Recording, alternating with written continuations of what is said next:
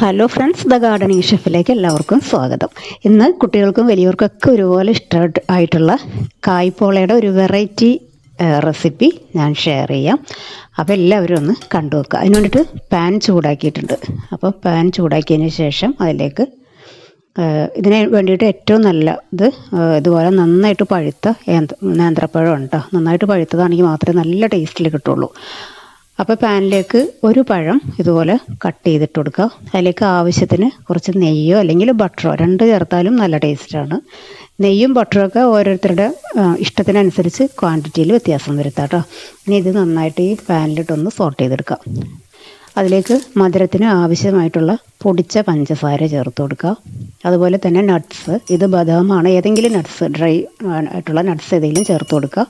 പിന്നെ ഒരല്പം ഏലക്കാപ്പൊടി ചേർത്ത് കൊടുക്കുക. പിന്നെ ഇത് വറുത്ത് വെച്ചിട്ടുള്ള അവൽ, ഇത് ഫ്രഷായിട്ട് പൊടിച്ചെടുത്തിട്ടുള്ള ബ്രെഡ് ക്രംസ്, ഇത് രണ്ടും കൂടി ചേർത്ത് കൊടുക്കുക.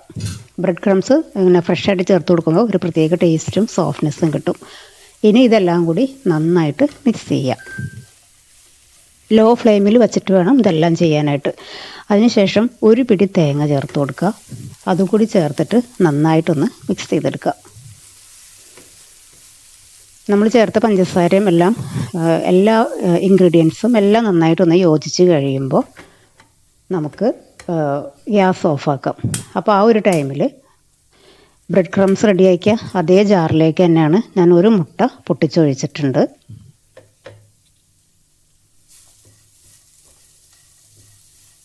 അപ്പോൾ ബനാനയുടെ ഫില്ലിങ് റെഡി ആയി കഴിയുമ്പോൾ ഗ്യാസ് ഓഫാക്കി വെക്കണം കേട്ടോ, അതല്ലെങ്കിൽ ഒരുപാട് കളറ് ചേഞ്ച് ആയിപ്പോവും. ഞാൻ അതിൻ്റെ ഗ്യാസ് ഇപ്പോൾ ഓഫാക്കി വെച്ചിട്ടുണ്ട്.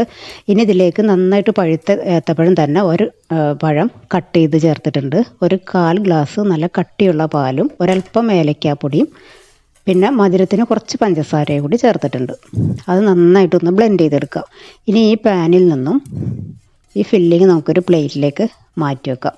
അപ്പോൾ ഇനി പാൻ നമുക്ക് കഴുകിയെടുക്കേണ്ട ആവശ്യമൊന്നുമില്ല. അപ്പോൾ അതുകൊണ്ട് തന്നെ അതിൻ്റെ എല്ലാ പാർട്ടിക്കിൾസും ഇതിന്ന് മാറ്റണം കേട്ടോ. ഇനി ആ പാനിലേക്ക് തന്നെ ഒരു 1/2 ടീസ്പൂൺ നെയ്യ് കൂടി ചേർത്തിട്ട് ഇതുപോലെ എല്ലായിടത്തിലും ഒന്ന് സ്പ്രെഡ് ചെയ്ത് കൊടുക്കുക.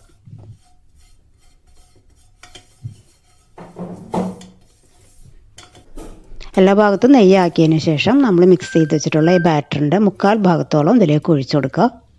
അതിനുശേഷം നമ്മുടെ ഫില്ലിങ് ഇതുപോലെ നിരത്തിയിട്ട് കൊടുക്കുക. കൈവച്ചിങ്ങനെ ഇട്ട് റെഡിയാക്കി എടുക്കുമ്പോൾ അതിൻ്റെ എല്ലാ ഭാഗത്തും ഒരുപോലെ ആയി കിട്ടും.